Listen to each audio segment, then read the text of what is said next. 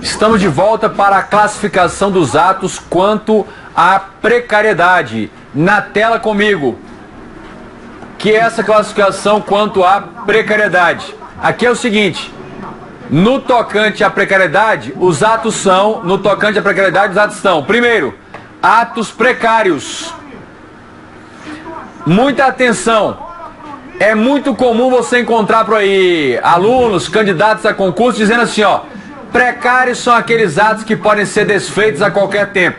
Não é só isso. O ato que pode ser desfeito a qualquer tempo é o ato revogável. Precariedade é algo mais. Comigo na tela. São aqueles que, ao serem revogados, desfeitos a qualquer tempo, não geram direito à indenização para o particular que era beneficiário desse ato. Então vamos supor o seguinte, suponhamos que a prefeitura municipal aí da sua cidade tenha praticado um ato concedendo uma autorização de uso de uma área pública, de um espaço público no centro da cidade para a instalação de um quiosque de comércio de alimentos. Beleza. Essa autorização de uso é, por definição e por natureza, um ato precário. Ou seja, se a administração desfizer, revogar essa autorização a qualquer momento, o particular que vai ser prejudicado com essa revogação deste ato, com o desfazimento desse ato, não vai ter direito à indenização. Então, suponhamos que deram a autorização, o particular foi lá, instalou o seu quiosque, aí lá pelas tantas ele resolveu fazer uma bela de uma reforma nesse quiosque, dar uma modernizada, colocou um quiosque temático, investiu 100 mil reais, falou, agora eu vou atrair mais clientes e nos próximos anos eu recupero o investimento e mais lucro. Aí uma semana depois de concluir a reforma e modernização do empreendimento, a administração vai e revoga a autorização de uso daquele espaço público. Ele vai ter direito à indenização particular? Não. E não vai ter direito à indenização por quê? Porque se trata de um ato precário. Então tá aí. Os dois principais exemplos de atos precários: autorizações e permissões. São os exemplos que eventualmente aí aparecem em prova. Agora, existem, na letra B aqui, ó, os atos não precários. É o oposto. O ato não precário é aquele que, se a administração rescindir, desfizer, revogar antes do prazo estabelecido, o particular que foi prejudicado com esse desfazimento antes do prazo estabelecido, ele vai ter direito à indenização. Então, olha aí, são aqueles que, ao serem desfeitos ou revogados, geram direito à indenização para o particular. O particular vai ter direito à indenização se o ato for desfeito aí antes do prazo, antes do tempo. São os atos o quê? Precários aí. O exemplo principal que você pode encontrar na prova é a concessão. Ainda não vi nenhuma prova que trabalhasse outro exemplo que não esse, concessão. Então aí é a classificação quanto à precariedade. Nossa próxima classificação agora é quanto ao alcance. Quanto ao alcance. Ou seja, eu quero saber, o ato praticado, ele vai alcançar só o próprio âmbito interno da administração ou ele vai atingir externamente os particulares? E aí nós temos, primeiramente, os chamados atos internos. Claro, né? Atos internos são aqueles destinados a produzir efeitos internamente, dentro dos próprios órgãos, repartições ou entidades administrativas. São atos que vão produzir efeitos internamente, dentro da própria estrutura do Estado. Eles não vão atingir particulares que estejam fora da estrutura administrativa do Estado. Os exemplos aí são as portarias internas aí, as instruções de serviço, ordem de serviço aí. São os exemplos. E, além disso, nós temos os atos chamados externos. Claro, são aqueles destinados a produzir efeitos em relação a quem? Em relação aos administrados, ou seja, efeitos, anotem aí, fora fora das repartições ou órgãos.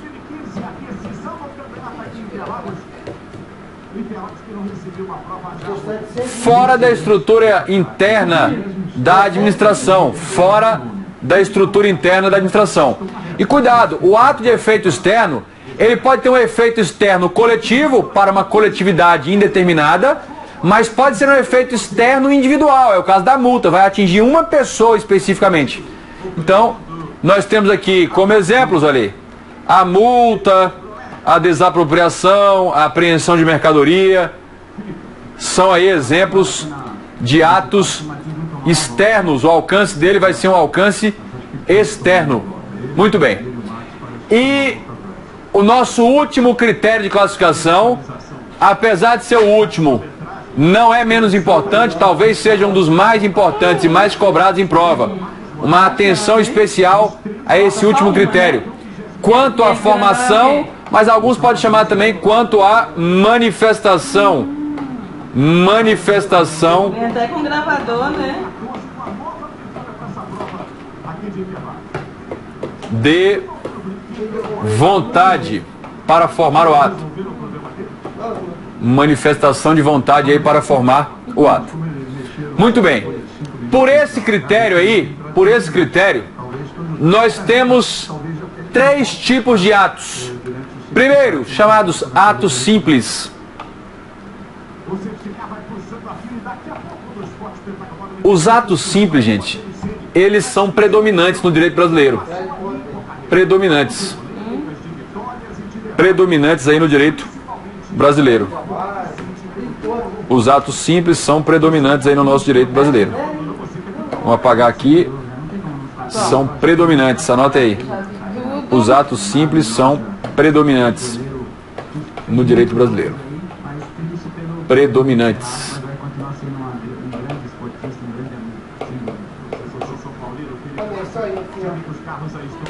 A maioria esmagadora dos atos administrativos são do tipo atos simples. O que são os atos simples? São aqueles que se formam, a elaboração dele se forma pela manifestação de um único órgão ou autoridade.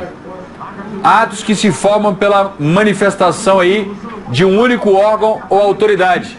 A intervenção de um único órgão ou autoridade. Os principais exemplos aí, já que são a maioria, exoneração é assim, demissão, multa, licença, alvará, são todos atos simples.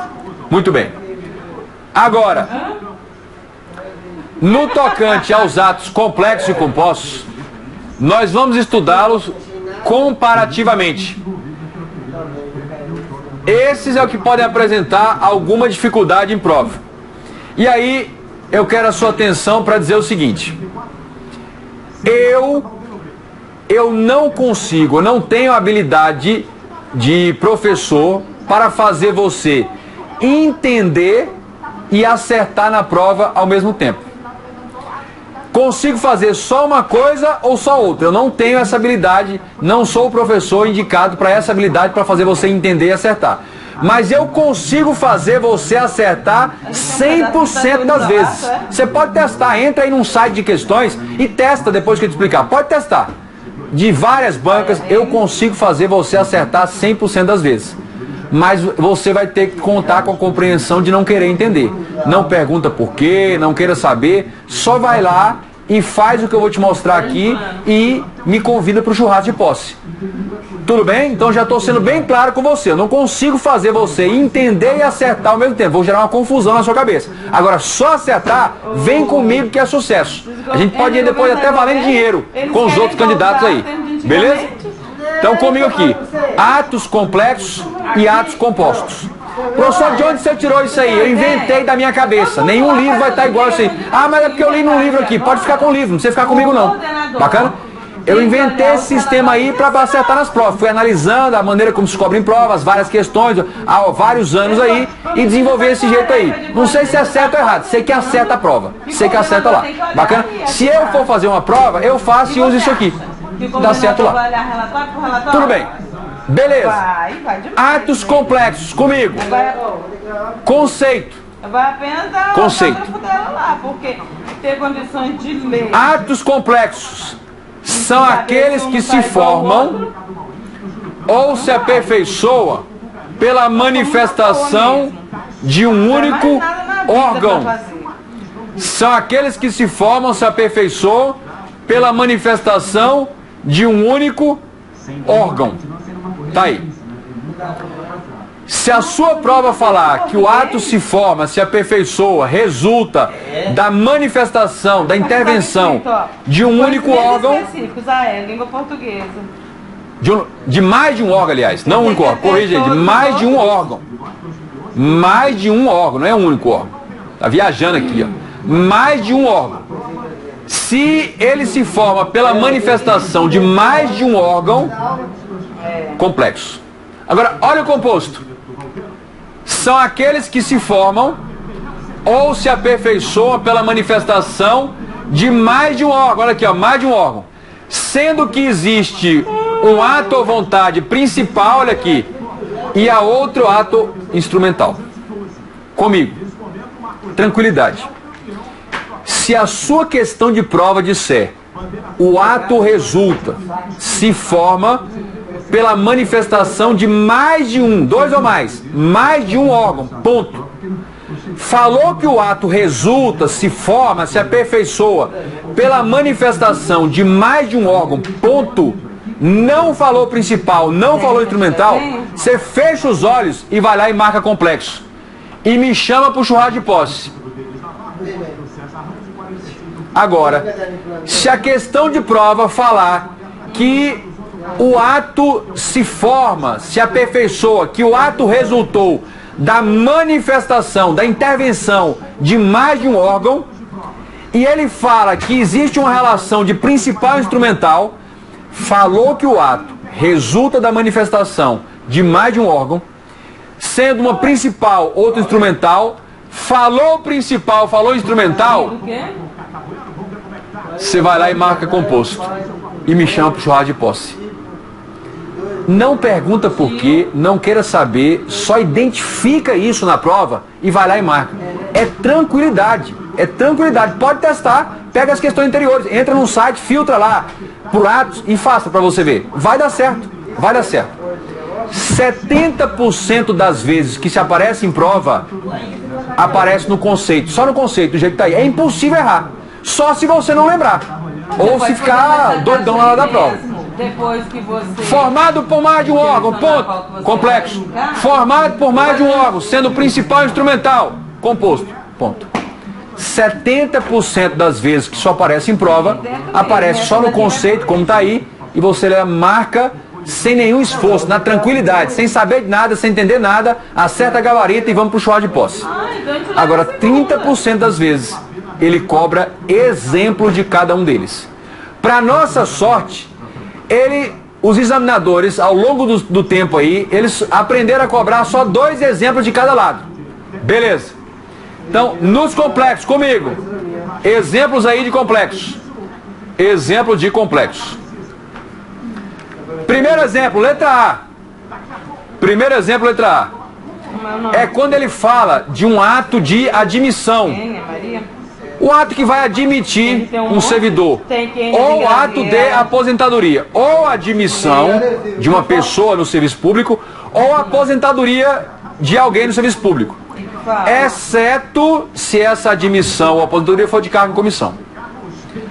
Tirando a admissão de uma pessoa para um cargo em comissão, tirando a aposentadoria de uma pessoa de cargo em comissão, todas as outras admissões e aposentadorias, elas se formam pela manifestação do ente de origem, do órgão ou entidade de origem, com somado aqui, né, com homologação e registro pelo TCU.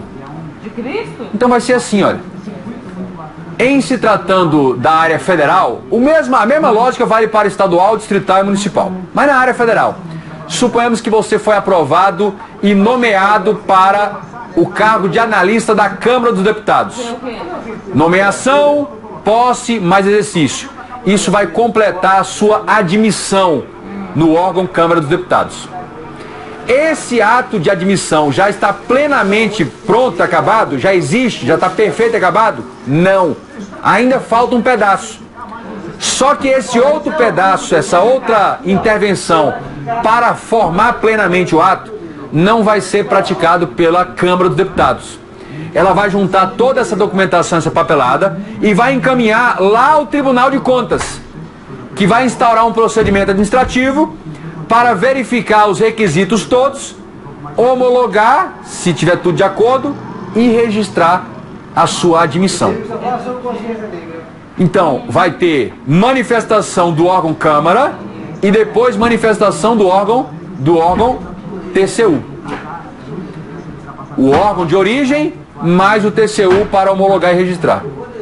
Neste caso, nós estamos tratando de um ato complexo. É a mesma lógica para quando você for se aposentar. A Câmara vai te conceder inicialmente a aposentadoria, você já vai para a praia e fica de boa, vai para casa e fica de boa, e enquanto isso encaminha toda essa papelada ao TCU, que vai levar um certo tempo para processar isso e homologar ou registrar se tiver tudo de acordo. Tudo ok. Então, neste caso, a aposentadoria também vai ser o ato complexo. Com exceção na tela, com exceção da admissão e da aposentadoria em cargo e comissão. Eu quero que fique bem claro para você, olha aí, olha aqui.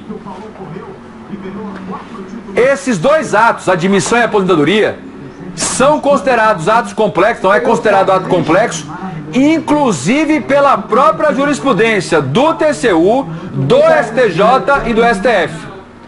Esse ato está previsto no 71. O ato em si, a admissão e a aposentadoria levada a controle pelo TCU, esse ato em si, esse controle em si, está previsto no 71, inciso 3º da CF. Beleza? Esse é o exemplo mais frequente. De todos os outros que nós vamos tratar aqui, faltam 3 exemplos, esse é o exemplo mais frequente. Faltam 3 por quê? Porque são 2 para complexo e 2 para composto. Nós já vimos um de complexo, falta mais um exemplo de complexo e faltam 2 de composto. Estamos aqui. Beleza? Tranquilidade, não tem como errar isso aí. Então falou aposentadoria, falou admissão de pessoal, não sendo cargo em comissão, ato que? Complexo. Letra B, olha a letra B, o segundo exemplo. É o ato que resulta da manifestação do chefe do Poder Executivo, presidente da República, com visto deferimento aí, ele coloca manifestação do presidente da República com um deferimento, visto ou referendo. Então aquele ato que para ser formado, ele depende de uma manifestação primeiro do presidente, lá da presidência da República, e depois um referendo, um visto, um deferimento, lá pelo Ministério, Ministro de Estado. Neste caso também é exemplo de ato complexo aqui, ó. Também é exemplo de ato complexo. Não tem o que perguntar, não tem o que pensar, é só se lembrar disso aí, vai à prova, marca e vamos ao churrasco de posse. Beleza? Tá aí. Então esses são os 2 exemplos aí clássicos que você vai encontrar mais cedo ou mais tarde nas questões de prova e nas provas em si de atos complexos. Agora vamos para os exemplos de compostos. Exemplos de atos compostos. Muita atenção. Exemplos de atos compostos. Lá vai. Letra A, primeiro exemplo. Nomeação do Procurador-Geral da República, do PGR, ou qualquer outra nomeação que exija indicação do Presidente da República com aprovação por maioria do Senado. É o caso, por exemplo, da nomeação aí dos dirigentes de agência reguladora. Os dirigentes de agência reguladora, nós vimos aqui, eles são indicados pelo presidente e aprovados pelo Senado. Então, falou nomeação do Procurador-Geral da República, falou nomeação que o presidente indica, mas o Senado aprova, isso é ato o quê? Ato composto. Ah, professor, mas eu vi uma questão do CESP que eles anularam a questão toda. Beleza, mas você, foi até uma questão aí recente de 2012 ou 2013. Beleza. Mas todas as outras anteriores ele dava como sendo composto. Ele anulou e não disse por que anulou. Então nem ele não sabe. É porque o SESC estava com a mania de que entram com recurso, se houver alguma divergência ou posição doutrinária diferente, ele vai lá e simplesmente anula a questão. Ele tem feito isso ultimamente. Mas siga essa orientação aí. Tá aqui. Segundo exemplo aí de atos compostos. Segundo exemplo aí para atos compostos. É aquele ato de autorização para realizar ou declarar aí a dispensa ou inexigibilidade de licitação. Quando se declara aí a dispensa ou inexigibilidade de licitação, por quê? Porque somente se aperfeiçoa com a homologação da autoridade superior do órgão ou entidade que iria licitar aí. É o artigo 26. Então, quando se vai declarar a inexigibilidade ou então a dispensa de uma licitação, naquelas hipóteses restritas previstas na Lei 8666/93, para fazer essa declaração de inexigibilidade ou de dispensa, é preciso a unidade responsável por licitações e contratações manifestar vontade e a autoridade superior referendar, homologar. É o que estabelece o artigo 26 da Lei 8666/93. E isso é o que se chama, é um exemplo aí considerado pela doutrina, tal e prova, como ato que composto. É um exemplo aí de ato composto. Um último detalhe, na verdade uma observação para facilitar a sua vida. Olha o que está na óbvio aí. Se a questão de prova afirmar claramente que existe hierarquia ou subordinação, se a questão de prova afirmar expressamente que existe hierarquia entre os dois órgãos que se manifestaram para formar o ato, se falar que existe hierarquia entre esses dois órgãos que formaram o ato, fecha os olhos e marca esse ato como sendo ato o quê? Composto aí, ó. Marca como sendo ato composto. Se a questão afirmar isso, você vai lá e marca como ato composto. Você já percebeu que isso que eu expliquei aqui não é embasado numa teoria, numa lógica. Na verdade, é uma esquematização que já foi testada e você pode testar e retestar novamente. Consegue enfrentar as questões e acertar as questões das várias bancas. Isso não está em teoria de livro, em fundamento, em autor estrangeiro. É uma esquematização baseada na análise de como as questões são abordadas em prova e extraiu-se uma lógica de como isso é trabalhado lá na cabeça do examinador. E aí você aplica e você vai acertar. Beleza? Tem a lógica do conceito que aparece 70% das vezes. E tem os dois exemplos que aparecem 30% das vezes que o tema aparece em prova. Então, essa é a proposta que eu te faço para você enfrentar esse tema na prova. Quer testar? Tranquilo.